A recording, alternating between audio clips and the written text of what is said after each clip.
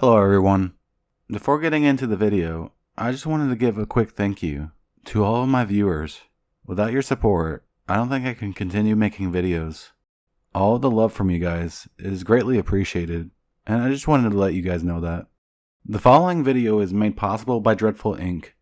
He's one of the better writers I have come across, and I think it's worth checking him out because he puts out some really good material. I look forward to reading some of his future content, as the following story is only part 1 in a potential series. I've included a link to his page in the description, so be sure to check him out and follow him for future material. And without further ado, let's get started with the video.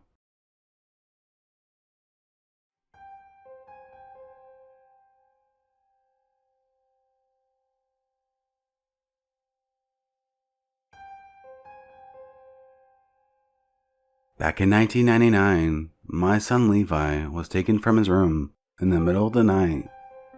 My wife Kelsey and I were sitting downstairs watching television when my son's scream rattled the entire house. It was a sound that I continued to hear every minute of every day. When we ran into his room, everything appeared to be normal. There wasn't even a single wrinkle in his bedspread. The only thing missing was him. Shortly after, life became a living hell. The authorities questioned us relentlessly about his disappearance, and I don't blame them for their ruthless persistence. What had happened simply couldn't be explained, and if I were the detectives, I would have thought my wife and I did it too. That's what the rest of the community thought. The mystery surrounding the case drove me insane. Every day we had reporters beating down our doors demanding answers about my son's disappearance. Having those vultures swarm my home enlightened me to a definition of hate that I did not understand. A hate so pure that murder was constantly on my mind. Everywhere I turned, stories of my son were painted across the front pages of local news outlets. Levi's name printed in bold. The Town Gazette constantly printing pictures of Kelsey and I, wet with tears at our absolute worst, tossing them on the porches of every home in our community. I couldn't escape. The agony of the situation slowly tore my marriage apart. Kelsey left her job and never went back. Her full-time gig became spending her days crying on the couch. It was harrowing. As for me, I would be a liar if I didn't say I became acquainted with a taste of gunmetal on a few occasions. Every day felt like my heart was being trampled, squeezed in a vice, and robbing me of my oxygen. Life was misery. Misery was life. The depression that painted the walls of our house quickly seeped into our pores, causing routine fights between my wife and I. We were each other's safety nets, but we began taking every opportunity we could to take a razor to the webbing. At first, the fights were monthly, then weekly, until the screaming and vicious altercations became a daily event. When we decided to separate, my world imploded. Kelsey was my everything. The love for one another ran so deep, but my son's disappearance proved to be enough heat to dry up the well. For a while, we spoke on the phone every now and then, always a great conversation. But when we discussed the possibility of getting together, we both agreed the encounter would resurface far too much pain. Somewhere inside of me, there is still love for her, and I frequently fantasize about us being together again one day. After some time, the calls became less frequent. I haven't heard from her in years. All of the memories of Levi's disappearance and my failed marriage continue to find their way through the locked doors of my mind. I allowed myself to enjoy life again. The gray veil that had been cast over my days was slowing, allowing the brilliant and bright colors to shine through. My mental health was trending upward, and smiles and laughter were reintroducing themselves into my life. Living had once again become a pleasurable experience. Yesterday evening, I was enjoying my evening at home, cooking myself dinner, and blasting music throughout the house. Music always made home feel less empty. Through the sounds of the bass rattling the walls, the pattering from the kitchen, and my loud clumsy feet dancing across the hardwood, I thought I heard a knock at the door. I turned down the music and looked at the clock on the microwave. It was 8:30 and already pitch black. I stopped my breathing to listen in closely. The knocking rattled the door once more. I'll be the first to admit that when an unsolicited knocker comes to my door, I immediately turn into a wimp and go into hiding. A grown man cowering behind the kitchen counter, afraid of the knock at the door. What a sight. I patiently waited while crouched down on my kitchen floor, hoping to hear nothing but silence. When the doorbell rang, I recoiled, my heart unsure if it wanted to continue beating. Waiting it out until the person on the other side went away was no longer an option. The rapping became quicker and louder, my heart beating in synchrony with the rapid knocks. The knocks turned into pounding, causing the keys that hung next to the door to rattle and the decor on the shelf to shift.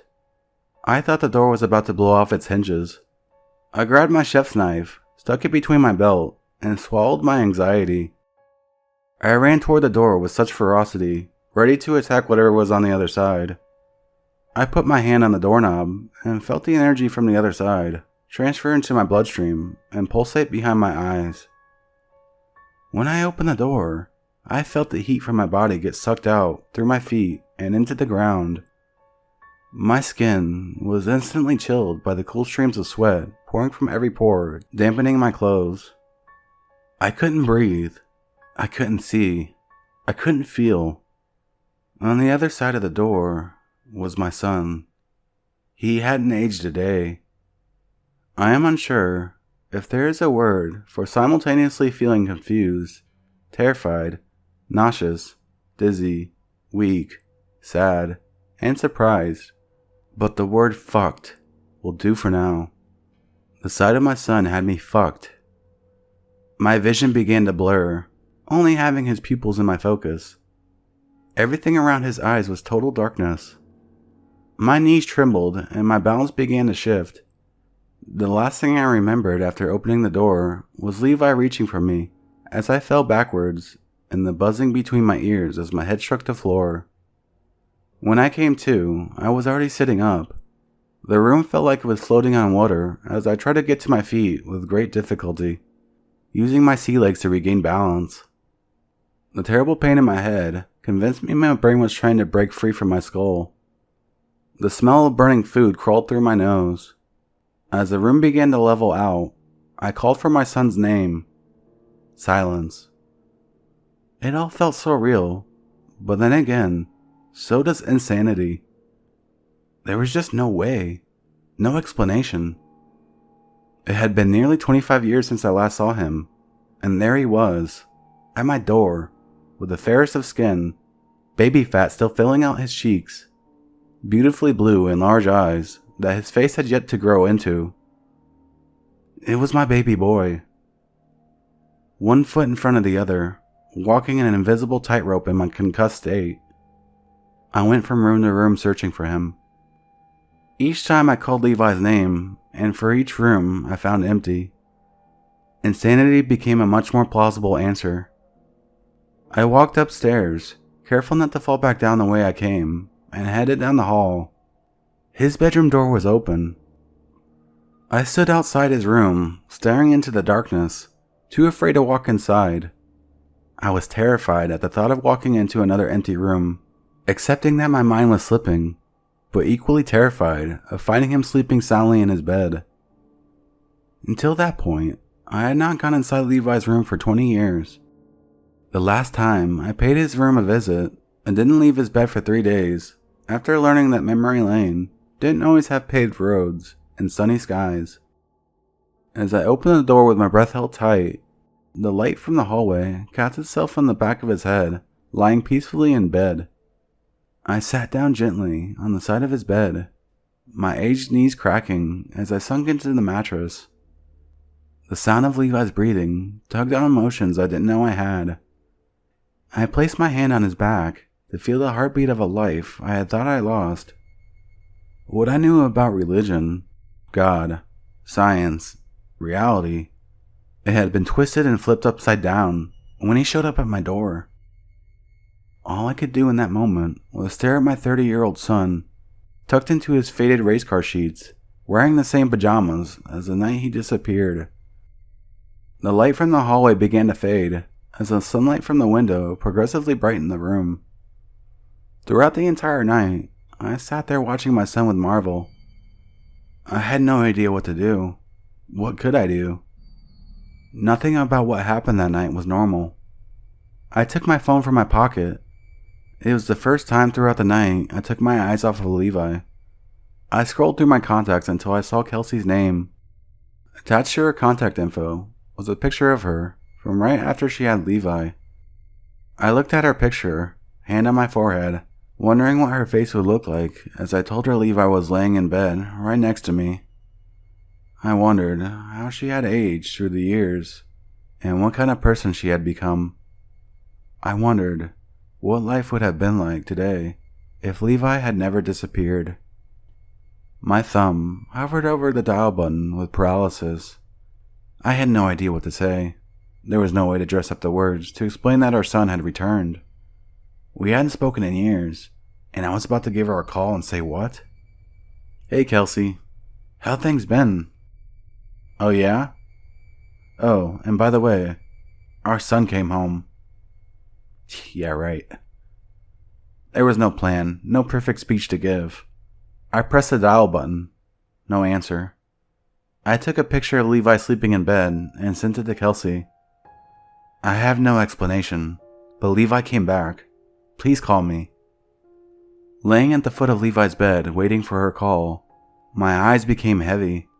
I began fading in and out, and right as I was about to cross over into unconsciousness, that's when I heard the whisper. Don't call mommy. A loud crash came from downstairs. Levi was gone.